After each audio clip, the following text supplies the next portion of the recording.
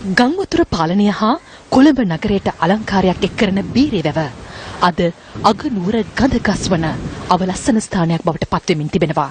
කොම්පඤ්ඤ වීදිය D.R.. Wijewardena මාවත අරලියගහ මන්දිරයේ ආශ්‍රිත ප්‍රදේශය ගාලමෝදර සහ පිටකොටුව බැස්ටියන් මාවත දක්වා දිවෙන බීරේ වැවෙන් ආසන්න වශයෙන් හෙක්ටයාර 68ක ප්‍රමාණයක් ආවරණය වනවා. මීට වසර 100කට පමණ පෙර කොළඹ කොටුව ආරක්ෂා කළ ජල පෞර වූ බීරේ වැවේ ඇතැම් ස්ථාන අද වන විට ජලය බැස නොයන තත්වයන්ට පත්ව තිබෙනවා.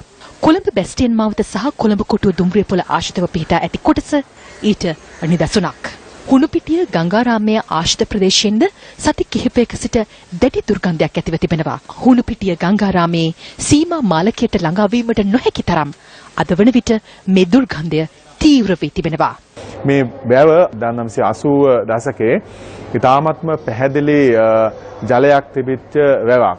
ගංගාරාමයේ සීමා මාලකය වැඳ පුදා ගැනීමට පැමිණි බැතිමතුන් මෙම දුර්ගන්ධය නිසා පත්වුණේ දැඩි අපහසුතාවකටයි. ගොඩක් ගඳ එනවා. ජරාවේ කියන්නේ මෙතන දැන් බෞද්ධ මේකක් තියෙනවානේ. ඉතින් මේ හරිය පිරිසිදු කරලා දුන්නොත් ගොඩක් හොඳයි. මේ ස්ථානයේ ඉතාමත්ම ජරාවාසලා මේ වැවේ යම්කිසි අපද්‍රව්‍ය වගේක් ඇතුළු වීම නිසා පොඩි ළමයි කුඩා ළමයි එනවා. ඒ ළමයින්ට බොහොම යම් අසාධාරණ ආදී රෝග වලට ගොදුරු වෙලා තියෙනවා.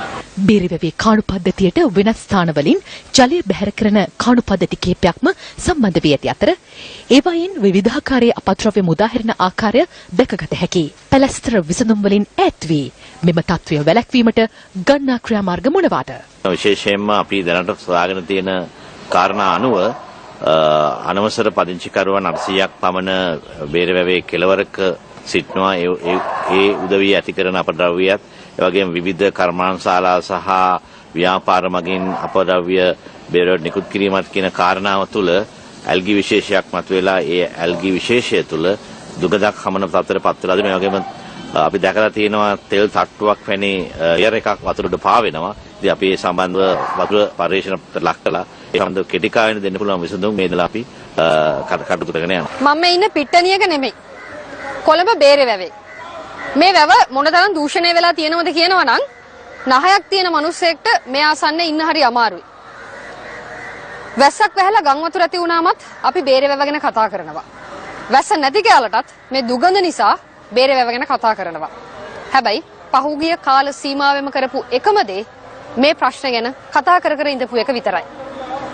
කිසිම විසඳුමක් ලැබිලා නැහැ. අද දවසේ කොළඹ අනන්‍යතාවයේ බවට පත් වෙලා තියෙන්නේ. කොළඹ ආරක්ෂා කරන්න හදපු මේ බේරේ වැවේ දුගඳ.